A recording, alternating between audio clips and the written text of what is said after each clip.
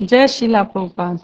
नमो विष्णुपादाय कृष्ण पृष्ठाय भूतले श्रीमती भक्ति वेदांत स्वामिन्निति नामिने नमस्ते सारस्वती देवी गौरवाणी प्रचारिणे निर्विशेष शून्यवादी पाश्चात्य देशतारिणे जय श्री कृष्ण चैतन्य प्रभु नित्यानंदा श्री अद्वैत गदाधर श्रीवासादि गौर भक्ति वृंदा हरे कृष्णा कृष्णा कृष्णा हरे हरे हरे राम राम राम हरे हरे हरे कृष्णा कृष्णा कृष्णा हरे हरे हरे राम राम राम हरे हरे हरे कृष्णा कृष्णा कृष्णा हरे हरे हरे राम राम राम हरे हरे। जय शिला प्रभुपाद। श्रील प्रभुपाद की जय। जय हो। We are reading on the way to Krishna chapter 3। तो लास्ट टाइम हमने ये 7.10 इस पे हम चर्चा कर रहे थे लास्ट सेशन में, जिसमें भगवान कहते हैं संपूर्ण प्राणियों में जो मूल बीज है वे भगवान श्री कृष्ण है। बुद्धिशाली व्यक्तियों में बुद्धि भगवान श्री कृष्ण है और तेजस्वियों का तेज भगवान श्री कृष्ण है। ठीक है, तो इसमें हमने यहाँ जो प्रभुपाद जी ने इलेबोरेट किया है, तो बीज वाला जो इलेबोरेशन है इस पर हम चर्चा कर चुके हैं। अब आगे देखिए, यहाँ प्रभुपाद जी आगे क्या बता रहे हैं कि Krishna is also the intelligence of an intelligent person. जो भी व्यक्ति बुद्धिमान है भगवान श्री कृष्ण उनकी बुद्धि है। Without being favoured by Krishna one can not be extraordinarily intelligent.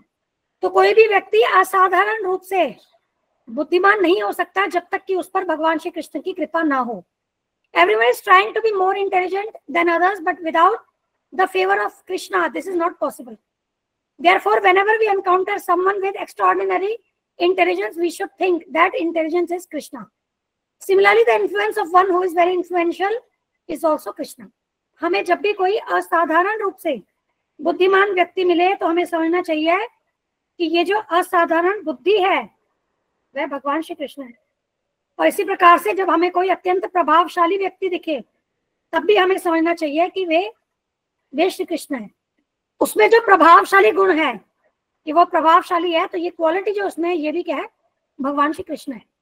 ठीक है, तो इसका मतलब क्या है कि यहाँ 7th चैप्टर में हमें यही बताया जा रहा है कि अपने आसपास हम सदैव भगवान श्री कृष्ण को कैसे अनुभव कर सकते हैं, उनका प्रेजेंस कैसे फील कर सकते हैं, है ना।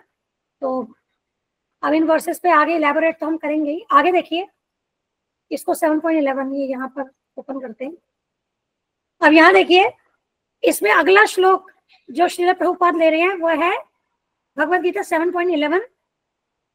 बलम बलवताम चाहम काम राग विवर्जितम धर्मा विरुद्धो भूतेषु कामो अस्मि भरत ऋषभ। ठीक है, मैं बलवानों का कामनाओं तथा इच्छा से रहित बल हूं। हे भरत श्रेष्ठ अर्जुन, मैं वह काम हूं जो धर्म के विरुद्ध नहीं है। ठीक है, I am the strength of the strong devoid of passion and desire. I am sex life which is not contrary to religious principles, O lord of the Bharatas. Arjun, यह बहुत इंपॉर्टेंट बात है। वे क्या कह रहे हैं कि मैं इसका ना एक बार थोड़ा सा हम यहाँ देखते हैं। अब यहाँ देखिए, सिंपल, यहाँ भगवान क्या कह रहे हैं, मैं बलवानों का बल हूं, लेकिन कौन सा बल, जो उनकी कामनाओं से इच्छा रहित वाला बल है उसकी बात हो रही है यहाँ। क्योंकि जो भी बलवान पुरुष है उसको अपनी शक्ति का उपयोग दुर्बलों की रक्षा के लिए करना चाहिए, ना कि किसी के प्रति आक्रमण करने के लिए। तो अगर कोई व्यक्ति अपना बल किसी और व्यक्ति को परेशान करने के लिए उपयोग कर रहा है, मतलब दुरुपयोग, किसी और जीव को दुखी करने के लिए अपने बल का दुरुपयोग कर रहा है, तो वह बल नहीं है भगवान। ठीक है, भगवान क्या बता रहे हैं? कामनाओं से इच्छा रहित वाला बल, जो बलवान व्यक्तियों में कामनाओं तथा इच्छा से रहित बल है, वे भगवान श्री कृष्ण है। मतलब जब भी हम किसी शक्तिशाली बलवान व्यक्ति को देखते हैं, वो धर्म के अनुसार जब वो दुर्बलों की रक्षा कर रहा है, अपने उस बल का सदुपयोग कर रहा है भगवान की सेवा में, जीवों की रक्षा के लिए, ठीक है, तो वह बल भगवान श्री कृष्ण है। ठीक है, अब अगर हम इसी को आप दूसरे तरीके से लीजिए, अब दूसरे प्रकार का यह जो बात हो रही है, बल अगर कोई व्यक्ति अपने बल का दुरुपयोग करता है, तो वो बल भगवान श्री कृष्ण क्यों नहीं है? क्योंकि वहां पर वो व्यक्ति अपनी कामना पूर्ति के लिए, अपनी इच्छा पूर्ति के लिए, अपनी इंद्रिय तृप्ति के लिए उस बल का दुरुपयोग कर रहा है। मतलब उसका वो जो बल है वह कंटेमिनेटेड है, वह भौतिकता से, भौतिक कलमश से युक्त है।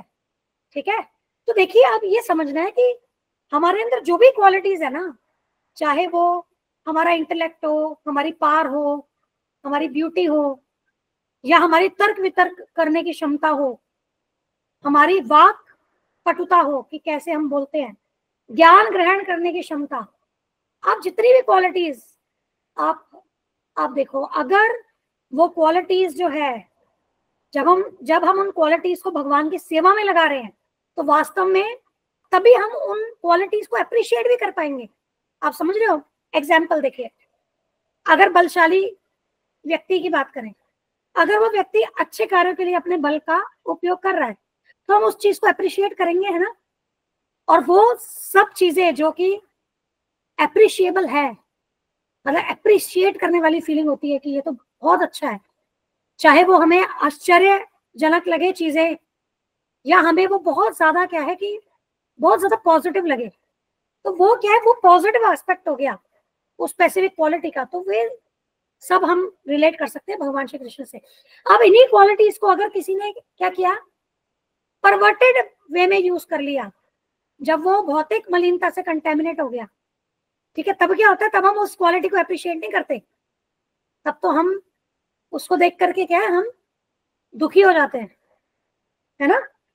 हालांकि वो भी क्वालिटी जो है, वो व्यक्ति को अगर बल, सुंदरता, बुद्धिमानी जो भी है, वो भगवान से ही आ रही है ना, लेकिन अभी उसने अपनी उस क्वालिटी को क्या है कि सही रूप में उसने उसका उपयोग नहीं किया है। तो यहाँ देखो, दो बातें समझने की है। पहली बात यह है कि हमें सारी क्वालिटीज भगवान से आ रही है, हमें हमेशा कृतज्ञ रहना है यह जान करके। और दूसरी, हमें उन क्वालिटीज को भगवान की सेवा में ही लगाना है, क्योंकि जो भगवान की वस्तु है वो भगवान की सेवा में लगनी चाहिए। वहां हमें विफत नहीं हो जाना कि हमें शक्ति मिल गई तो हम सोचे कि भाई अब हम क्या है, हम यहाँ के भगवान हो गए इस संसार के, और हम सबसे ज्यादा शक्तिशाली हो गए, हम क्या है, सबका शोषण करेंगे, सबको दुखी करेंगे। वो एटीट्यूड नहीं होना चाहिए, दैट इज रॉन्ग। ठीक है, तो दोनों तरीके से ये दोनों बातें हमें समझनी है। और तीसरी बात, इनफैक्ट एक और बात है, अगर किसी व्यक्ति में कोई क्वालिटी है तो हमें उससे ईर्ष्या नहीं करनी है, हमें उस क्वालिटी को अप्रिशिएट करना है, यह जान करके कि उसे वो क्वालिटी भगवान के द्वारा प्राप्त है।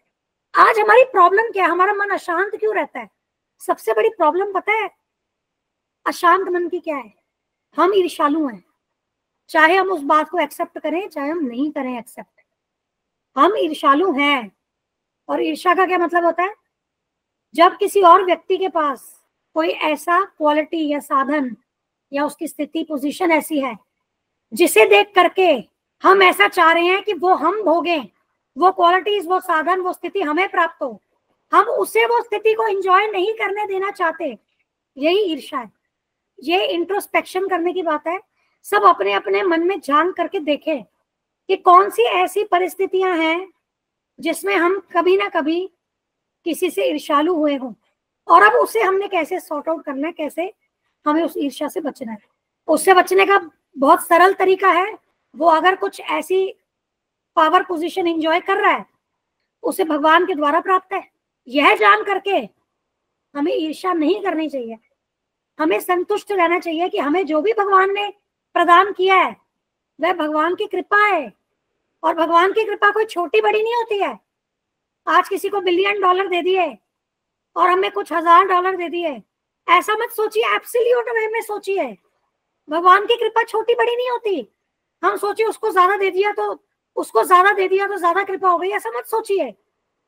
ये हमारे भाव के ऊपर निर्भर करता है, हम कितने संतुष्ट हैं। वास्तविक कृपा क्या है भगवान की? जब हम हर परिस्थिति में संतुष्ट हों और हमारी भगवान नाम के प्रति रुचि रहे, हम कभी भगवान नाम के इस पथ से विपत ना हो, वही वास्तविक कृपा है। ये हमें समझना होगा, ठीक है। तो हर किसी को अपने कर्मों जो जो चीजें प्राप्त है वो उसे अब वो या यूज कर रहा है या मिसयूज कर रहा है। अगर उसने अध्यात्मिक ज्ञान लिया है तो वह उसे मिसयूज नहीं करेगा, है ना। और इनफैक्ट अगर कोई बहुत हाई पोजीशन पे है और वो मिसयूज कर रहा है तो हमें इनफैक्ट ईर्ष्या करने के बजाय हमें उल्टा उसके लिए दुखी होना चाहिए कि देखो मनुष्य जीवन क्या है, वो व्यर्थ कर रहा है। आज उसे भगवान ने एक फैसिलिटीज दी है जिसके लिए उसे, जैसे मान लीजिए कोई बहुत रिच है तो उसे ये फैसिलिटीज दे दी कि रोटी कपड़ा मकान के लिए उसे भागना नहीं पड़ेगा, तो वो अपना समय भगवान की सेवा में लगा सकता है। लेकिन वहां पर भी वो क्या है, अपने धन को, धान्य को, संपत्ति को और बढ़ाने का प्रयास कर रहा है, फिर उन्हीं कार्यों में लग गया है, आहार निद्रा भय मैथुनम इसमें। तो फिर क्या फायदा है? उसने क्या किया? अपना जीवन व्यर्थ किया। तो हमें सब चीजों को क्या है कि शास्त्रों की दृष्टि से देखना होगा, तभी हम क्या है कि हमें कैसे जीवन जीना चाहिए हम उसे समझ पाएंगे, ठीक है। और हमने बात की थी भगवान की कृपा के संबंध में कि जिसे याद है ना, ब्रह्मांड भ्रमित कौन भाग्यवान जीव, गुरु कृष्ण प्रसाद पाए भक्ति लता बीज। तो सबसे भाग्यशाली व्यक्ति इन अनंत कोटि ब्रह्मांडों में कौन है?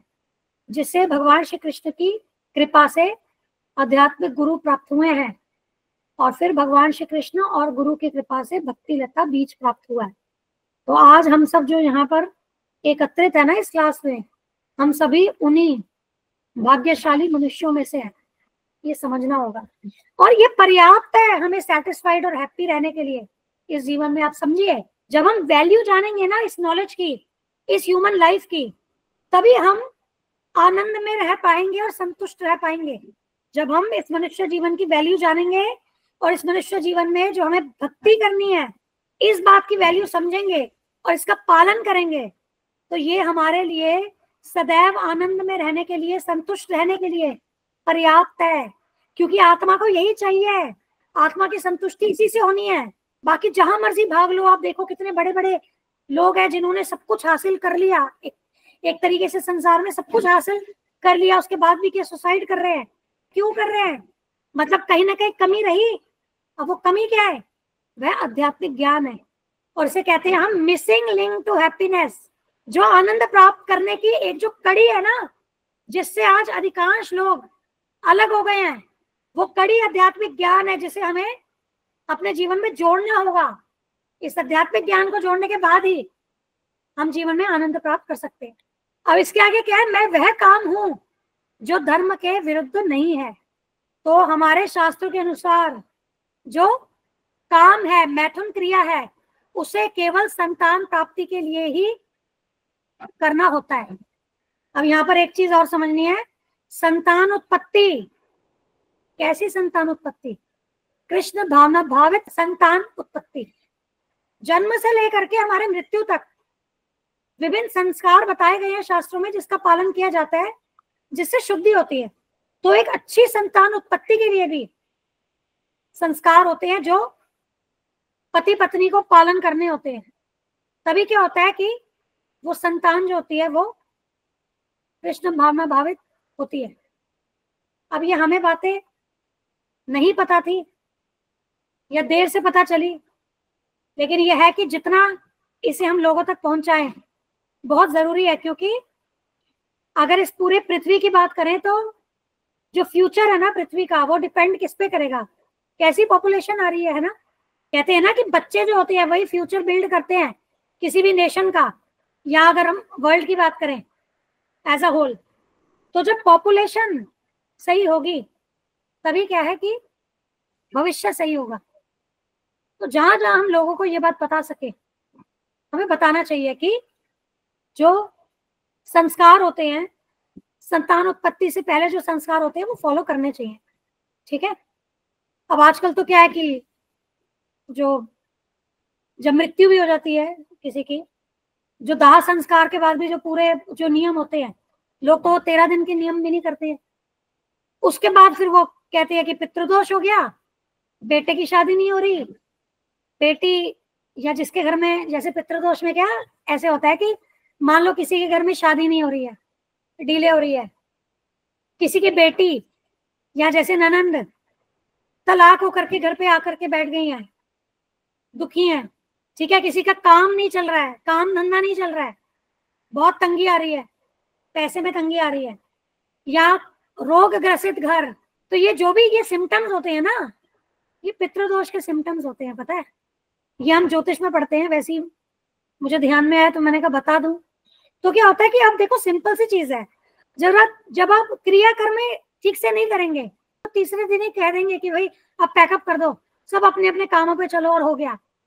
या श्राद्ध का जो होता है वो नहीं करते, पितृपक्ष में नहीं करते। तो ये सब जो नहीं करते हैं ना, सारे जो ड्यूटीज, तो पितृ जो होते हैं ना वो दुखी होते हैं, क्योंकि हम पितरों के प्रति हमारा ऋण है।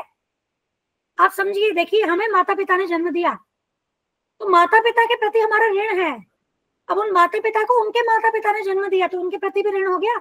अब उनके माता पिता, हाँ इतना जरूर है, अगर हम भगवान श्री कृष्ण के प्रति पूर्ण शरणागत हो जाए तब हम इन ऋणों से मुक्त हो सकते हैं।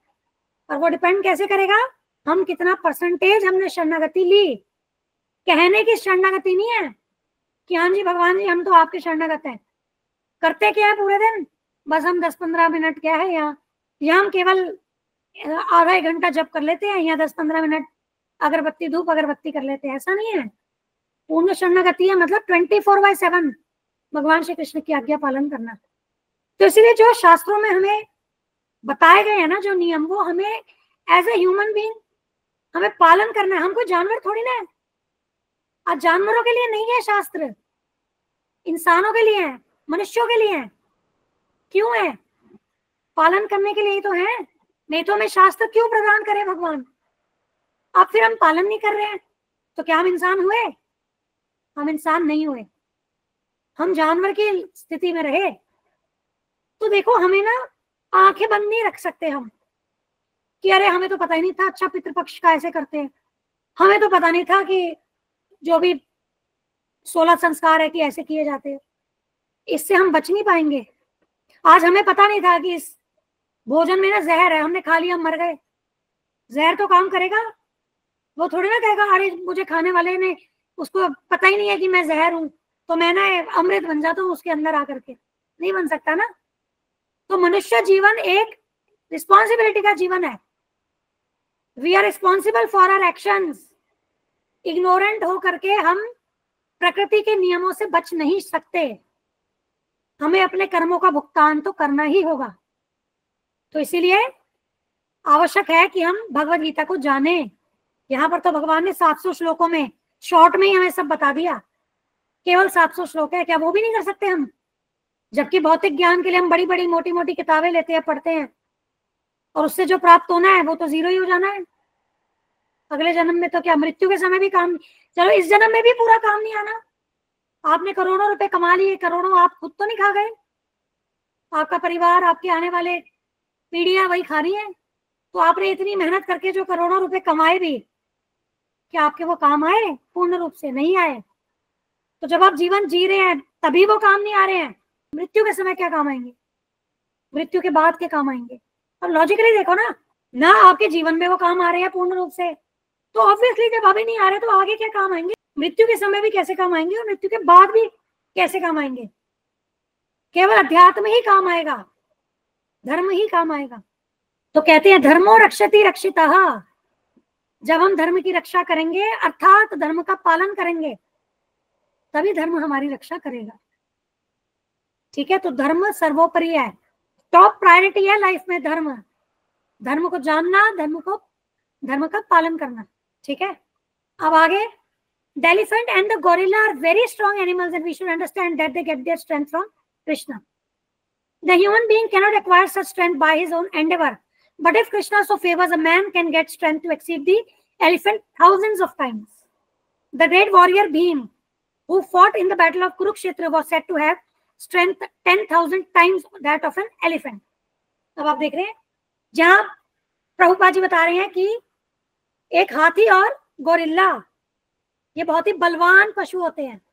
हम कितना भी प्रयास कर लें, हम हाथी जितना बल प्राप्त नहीं कर सकते, गोरिल्ला जितना बल प्राप्त नहीं कर सकते, परंतु यदि कृष्णा चाहें तो हम हजारों हाथियों के बल से ज्यादा बल भी प्राप्त कर सकते हैं। जैसे कि भीम का बल कहते थे कि 10,000 हाथियों के समान उनमें बल था। अब ये बल उनमें कहां से आया? भगवान श्री कृष्ण से आया। और पांडव गण कितना अच्छा उदाहरण है। अब चाहे अर्जुन जी की हम धनुर्विद्या में उनकी निपुणता देखें, भगवान श्री कृष्ण से आई। नकुल सहदेव तलवार अच्छी चलाते थे, उन्हें भी ये जो कौशल था ये कहां से आया? भगवान श्री कृष्ण से। तो युधिष्ठिर महाराज भाला चलाने में निपुण थे, उन्हें भी ये जो कौशल था ये कहां से आया? भगवान श्री कृष्ण से। पांडवगण है ना, ये एक्सेलेंट उदाहरण है कि इन्होंने अपनी सारी जो क्वालिटीज थी ना वो भगवान की सेवा में लगाई। तो इन्हें आदर्श लेकर के हमें चलना चाहिए कि हमारे अंदर भी जो भी सामर्थ्य है हमें जानना चाहिए कि ये भगवान के द्वारा प्राप्त है और उस सामर्थ्य को हमें भगवान की सेवा में लगाना है। ठीक है, बेसिकली ये हमें समझना है। अब आगे क्या बता रहे हैं? सिमिलरली डिजायर और lust that is not against religious principles should also be seen as Krishna. What is this lust? Lust generally means sex life, but here Kam refers to sex life which is not against religious principles. That is to say, sex for begetting of good children. If one can beget good Krishna conscious children, he can have sex thousands of times. But if he can only beget children who are raised in the consciousness of cats and dogs, his sex life is to be considered irreligious. ठीक है, तो यहाँ क्या बता रहे हैं कि ये जो मैथुन क्रिया, यदि कोई कृष्ण भावना भावित संतान को जन्म दे तो वह हजारों बार यह मैथुन क्रिया कर सकता है, परंतु यदि वह ऐसी संतान उत्पन्न कर रहा है जिसकी चेतना जानवरों की तरह है, कुत्ते बिल्लियों की तरह है, उसकी जो ये काम वासना पूर्ति है, ये मैथुन क्रिया है, यह धर्म के प्रतिकूल समझनी चाहिए। In religious and civilized societies, marriage is intended as an indication that a couple is engaged in sex for begetting good children. Therefore, married sex life is considered religious and unmarried sex life is considered irreligious. Actually, there is no difference between the sannyasi and the householder, provided that the householder's sexual activities are based on religious principles. तो अगर हम विवाहित जीवन की बात करें तो किसी भी धार्मिक और सभ्य समाज में जो ये विवाह है ना, इसका उद्देश्य होता है कि स्त्री पुरुष जो है वे संतान उत्पत्ति के लिए मैथुन क्रिया करें, और समाज के नियमों के अनुसार ये जो मैथुन क्रिया है ये गृहस्थ जीवन में, विवाहित जीवन में धार्मिक मानी जाती है और विवाह के बाहर ये अधार्मिक मानी जाती है। ठीक है, अब यहाँ अगर हम, अब ये स्टेटमेंट बहुत इंपॉर्टेंट है, ये देखें, एक सन्यासी में, ये बहुत इंपॉर्टेंट स्टेटमेंट है। देखिए, actually there is no difference between the sannyasi and the householder provided that the householder sexual activities are based on religious principles. जो व्यक्ति गृहस्थ आश्रम का पालन कर रहा है और उसकी जो सेक्सुअल लाइफ है, उसमें काम जीवन है, वो यदि धर्म के अनुकूल है तो उसमें और सन्यासी में कोई भेद नहीं है। ठीक है, और धर्म के अनुकूल क्या है ये हमने चर्चा कर ली कि ये जो क्रिया है ये केवल संतान उत्पत्ति के लिए होनी चाहिए, उसके बाहर जो भी है वो क्या है, वो इंद्रिय तृप्ति की कैटेगरी में ही आएगी। That we have to understand. ठीक है, हाँ जी, नवकिशोर माता जी। जी माता जी, इसका मतलब ये ना, जो गुरु जी बताते हैं कि हमें जो भी चीज हो, अगर हम उसको भगवान की सेवा में लगा रहे हैं तो वो चीज पॉजिटिव है, और उसी चीज को अगर हम अपने लिए लगा रहे हैं तो नेगेटिव है। सिंपल सा एक गुरु जी बताते हैं, एक मतलब सिद्धांत यही होना चाहिए हमारा। तो बिल्कुल, अब इस क्रिया को भी यही कह सकते हैं ना हम, कि इस क्रिया से भी अगर हम भगवान के भक्तों को इस दुनिया में लाए, हम एक जीव को भगवान की सेवा में लगाएं, भगवान की पूजा में लगाएं, उस अगर हमारा वो उद्देश्य, जब तो ये चीज भी अलाउ है, और नहीं तो वो गलत है। अगर हम अपने अपने मजे के लिए कर रहे हैं तो वो चीज गलत है। आपने बहुत अच्छी बात की है कि सारी एक्टिविटीज को ना हमें इसी तरीके से हमें इवेल्युएट कर लेना है कि भगवान के लिए है या मेरे लिए है। मेरी मतलब भगवान के लिए कर रहा हूँ मैं ये चीज, या इंद्रिय तृप्ति के लिए कर रहा हूँ। जी माता जी, और इसीलिए जैसा भी आपने कहा कि यदि हम भक्त को अगर इस दुनिया में लाने की कोशिश कर रहे हैं, या जो भी जीव आत्मा आ रही है उसको हम भक्त बना रहे हैं, तब तो फिर हम 1000 बार भी क्रिया, तो वही वाली बात हो गई ना कि तब तो आप 1000 भक्त ला रहे हैं, तब तो वो सब चीज सही हो गई। और नहीं तो अगर हम असुर पैदा कर रहे हैं तो एक असुर भी पैदा करने का हमें अधिकार नहीं है ना, गलत हो गए हम।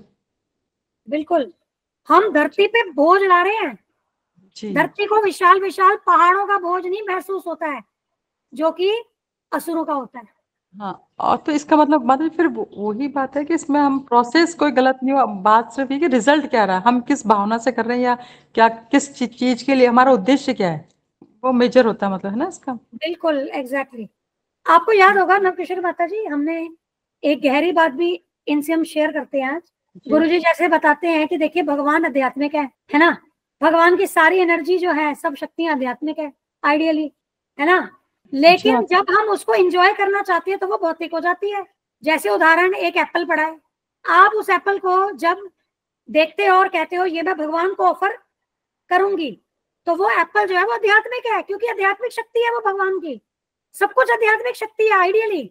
लेकिन हम किस दृष्टिकोण से उसको ले रहे हैं वो डिसाइड करेगा कि वो फिर आध्यात्मिक हो जाती है कि भौतिक। मतलब कहने की मतलब है कि एप्पल को जब आपने देखा और बोला मैं भगवान की सेवा में, तो वो एप्पल आध्यात्मिक है। लेकिन यही आपने दृष्टि एप्पल पे डाली और बोला कि इसको मैं खाऊंगी और मुझे बहुत टेस्टी लगेगा, मैं इसको एंजॉय करना चाहती हूँ, तो वो भौतिक हो गया। यस यस माता जी, गुरु जी बताते हैं कि इसीलिए शादी में तो एक संस्कार इसीलिए बताया गया ना, क्योंकि वो तो शादी को गलत थोड़ी बताया गया, शादी संस्कार इसीलिए क्योंकि अगर आप उसको पॉजिटिव वे में ले रहे हो तो ठीक है। भक्त अगर इस दुनिया में आ रहे हैं तब तो सही है ना, तभी तो एक तरह से वो कहते हैं कि भाई आप गलत तरीका नहीं अपनाओगे, सही तरीका, वो गुरु जी बताते हैं, लाइसेंस वाली बात भी गुरु जी बताते हैं, इसके साथ जोड़ते हैं। हाँ बिल्कुल बिल्कुल, आजकल मेंटालिटी वो है। आजकल हाँ खैर वो भी क्या है, आजकल तो लोग शादी भी नहीं कर रहे, वो तो लिव इन में ही खुश हैं। अब तो और खराब हो गया हाल। बेसिकली यही है कि मतलब अब तो और डिग्रेड हो गया है ना। अब तो शादी का महत्व ही क्या रहा है, और डिग्रेड होते जा रहे हैं, पशु जीवन। तो बस यही है कि हमें समझना है कि सब कुछ भगवान से आया है, सब कुछ भगवान का है, और सब कुछ हमें भगवान को ऑफर करना है। कहने को नहीं कि भाई सब कुछ तो भगवान का है, हमने तो सब कुछ भगवान को, क्या आप उस चीज को फील भी कर रहे हो? फीलिंग बहुत इंपॉर्टेंट है, हमारा भाव बहुत इंपॉर्टेंट है। भाव के बिना भक्ति नहीं हो सकती। देखिए भाव होना चाहिए। हम कोई वो नहीं है, मशीन नहीं है कि कोई भाव नहीं है, बस मशीन की तरह चल रहे हैं, हरे कृष्णा महामंत्र जप कर रहे हैं और बस सेवा कर रहे हैं, बस बिना भाव के कुछ नहीं है। ऐसा नहीं है, सब भाव का खेल है। ठीक है, आज हम यही क्लोज करेंगे।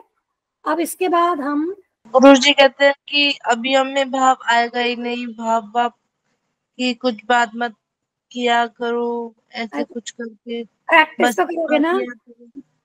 बेटा भाव की वो पराकाष्ठा अभी नहीं आएगी, लेकिन प्रैक्टिस तो करेंगे, प्यार करने का तो प्रयास करेंगे भगवान से कि नहीं। मतलब माता जी वो तो भाव की जो स्थिति आती है, जो हमारे जो पूरी स्टेज आती है, वो तो मतलब पराकाष्ठा हो गई वो तो। लेकिन अभी अभी जब तक हम अपने अंदर कुछ फीलिंग ही नहीं लाएंगे भगवान के लिए, कोशिश नहीं करेंगे, तो उस अवस्था तक भी कैसे पहुंचेंगे। मैं तो केवल ये कह रही हूँ। हाँ, मतलब भूमिका माता जी शायद वो गुरुजी की उस बात को रिलेट कर रही है, पर वो गुरुजी दूसरे बार तो मतलब दूसरे कोई क्वेश्चन के बारे में बता रहे थे। गुरुजी बता रहे थे कि वो जो भाव वाली बात है कि भाव हम अभी नहीं सोच सकते, वो उसकी बात है कि हम कौन से, हमारा भगवान से क्या रिलेशन है, क्या संबंध है, उसके लिए कहते हैं गुरुजी कि वो आपको अभी नहीं पता चलेगा, आप साधना कीजिए, फिर आपके सामने वो अपने आप उजागर होता है। तो वो संबंध के लिए कह रहे थे। कई लोग बनाते हैं कि भाई हम भगवान को अपना पुत्र रूप में मना रहे हैं, या दोस्त के रूप में मान रहे हैं, या भाई मान रहे हैं, तो उस रूप के लिए कहते हैं गुरुजी भाव तो होना ही चाहिए ना, पहले भाव के बिना तो आप सेवा कैसे शुरू करोगे, प्रेम तो हमको लाना ही पड़ेगा। और बेसिकली माता जी गुरुजी ये भी बताते हैं ना कि आप जैसे जैसे सेवा करोगे आपकी अटैचमेंट वैसी होगी। जैसे माँ अपने बच्चे की सेवा करती है तो वो बच्चे से बहुत अटैच हो जाती है, तो बेसिकली सेवा से ही अटैचमेंट आएगी वो भगवान के प्रति। इसीलिए तो भूमिका ज्यादा से ज्यादा भगवान की सेवा में लगना है। यही तो कमी आ रही है ना बेटा। हम क्या करते हैं, हम गैप नहीं करना है हमें। क्यों हमें नवदा भक्ति का सारे जो प्रोसेस है उसको फॉलो करने के लिए प्रभुपाद जी ने कहा है, सभी प्रोसेस 9 के 9 हम फॉलो करते हैं ना किसी न किसी रूप में। तो क्यों कहा है? ताकि कोई भी ऐसी स्थिति आए ना जिसमें कि हम भगवान की सेवा नहीं कर रहे हैं, हम फ्री बैठे हैं, खाली बैठे हैं, नहीं, पूरा दिन कुछ ना कुछ आपको भगवान से संबंधित करना है, स्वतः वो भाव प्रकट होगा फिर, समझे। और ये भी बात है नवकिशोर माता जी, कई बार ना गुरु जी से प्रश्न करते हैं ना, अरे भाव ही नहीं आ रहा गुरु जी, कैसे करें, भाव ही नहीं, तब गुरु जी कहते हैं अभी उसकी बात मत करो, तुम लगे रहो बस, वो सिचुएशन आएगी, स्थिति। माता जी यही क्वेश्चन था मेरा, अभी जो आप बोले थे ना भाव आएगा ही नहीं, यही क्वेश्चन था। तो बेटा ये क्वेश्चन पूछेंगे तो फिर गुरुजी कहेंगे ना कि बेटा भाव के बारे में नहीं, आप करो तो सही, भाव तो स्वतः प्रकट होगा ना। लेकिन अब हम ये कंप्लेन लेकर के बैठ जाए, अरे मैंने तो इतना किया, भाव ही नहीं आ रहा, चलो छोड़ ही देते हैं, या उसको बार बार उसी प्रश्न को दोहराते रहे, उसी को दिमाग में रखते रहे, कैसे होगा बताओ।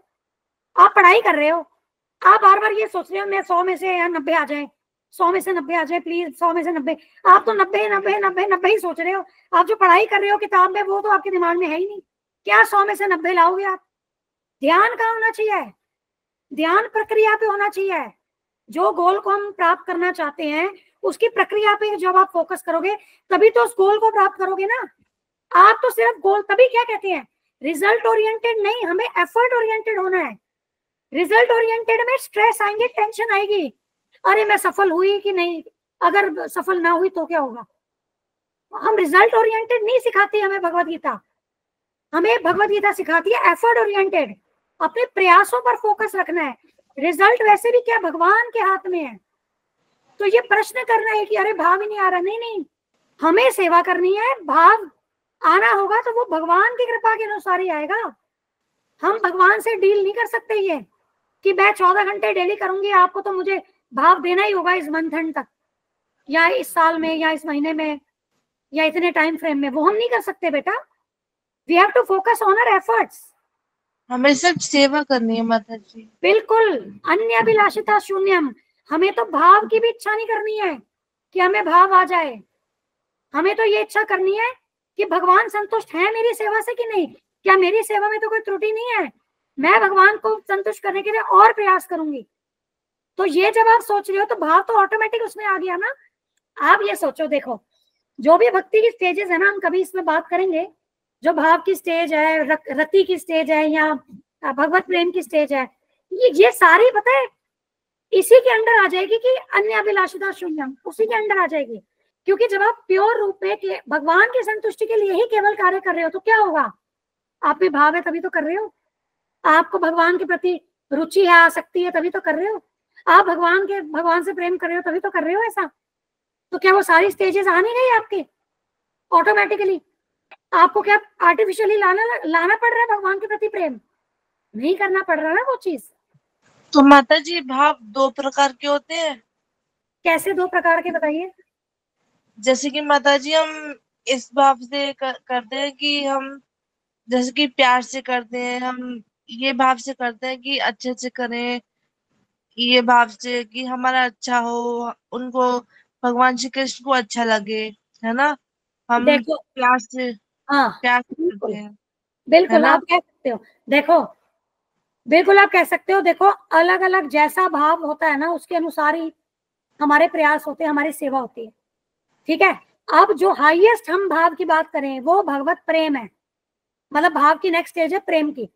तो भगवान से प्रेम करना है जो ना, ये स्थिति हमारी हाईएस्ट है, हमें यहाँ तक जाना है, ठीक है। तो उसके इंटरमीडिएटरी जो भी डिफरेंट हमारी फीलिंग्स है, भाव का मतलब क्या होता है बेटा, फीलिंग होती है ना। जैसे साख्य भाव, दास का भाव, वात्सल्य भाव, ये भाव ही तो है अलग अलग, है ना। तो जो हमारी फीलिंग है भगवान के साथ हमारे रिलेशनशिप में, वो भाव है। आपको उसको पॉजिटिव रखना है कि मुझे भगवान की संतुष्टि के लिए, भगवान की प्रसन्नता के लिए सेवा करनी है, बस आपको इसी चीज पे फोकस करना है। फिर जो भगवत प्रेम का जो स्थिति है, फाइनल जो पोजीशन है, वो हमें ऑटोमेटिकली वो हमें प्राप्त हो जाएगी जैसे जैसे हमारी शुद्धि होगी। अब जो कंस है, एक चीज सुनो, जो कंस है उनका भी भाव है भगवान के साथ, वो शत्रुता का भाव है, वो भगवान के प्रतिकूल हो गया भाव। लेकिन हमें कौन सा भाव कल्टीवेट करना है, भगवान के अनुकूल। इसका मतलब हमें जो संग करना है वो करना है साधु संग, क्योंकि साधु संग जो है जो साधु है वही तो भगवान के अनुकूल उनके भाव है, भगवान के प्रति प्रेम का भाव है उनमें। जब हम साधु संग करेंगे तो हमारे अंदर भी वो भगवान के अनुकूल भाव जो है वो डेवलप होगा। और यही अगर हम कंस टाइप के लोगों के साथ संग करेंगे तो वो प्रतिकूल भाव हो गया। तो वो वाला भाव नहीं है, हमें वो प्रतिकूल भाव वाला भाव नहीं डेवलप करना है, अनुकूल वाला भाव डेवलप करना है। फेवरेबल, अनुकूल, favourable to Krishna, which satisfies Krishna, makes him happy. That should be the motive.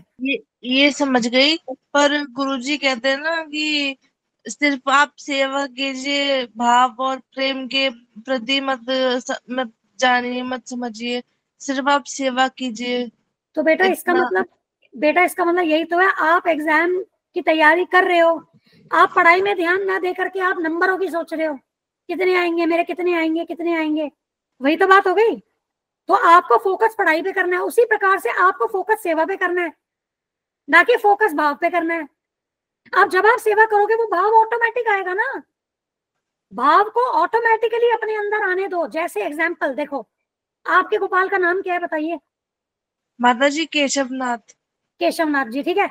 आप सब घूमने जाएं, प्लान कर रहे हैं, हम सब घूमने जाएंगे, फिर आपको मन में आया अरे केशवनाथ तो अकेले रहेंगे, नहीं नहीं इनको हमें लेके चलना है।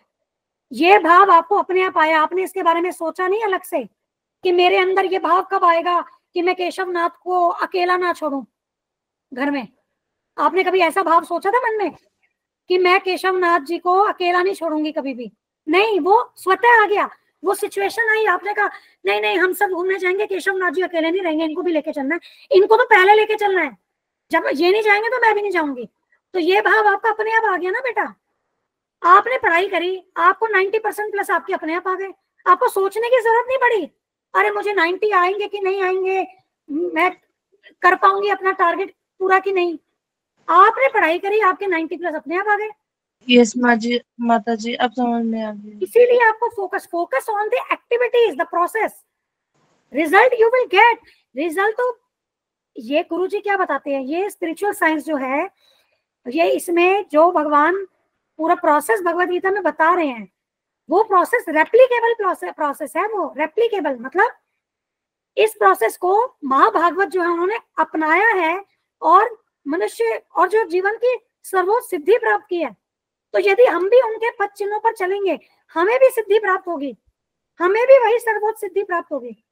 पर वहां पर रिक्वायरमेंट क्या है कि प्रोसेस फॉलो करना है, रिजल्ट ओरिएंटेड नहीं होना है, एफर्ट ओरिएंटेड होना है बस।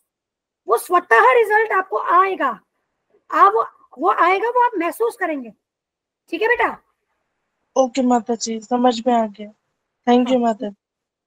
No question Mata ji, anything you want to add? नहीं माता जी, बहुत बढ़िया समझाया आपने। ठीक है, चलिए कोई प्रश्न नहीं है तो क्लोज करें क्लास। ममता माता जी, एनी क्वेश्चंस? नो माता जी। ठीक है, तो आज कल हमारी ट्यूसडे को आश्रम का सेशन है, हम परसों सेशन करेंगे। ठीक है, परसों आएंगे, वैसे परसों के दिन क्लास नहीं होती लेकिन परसों आएंगे, इस बार मेरा अवेलेबिलिटी है।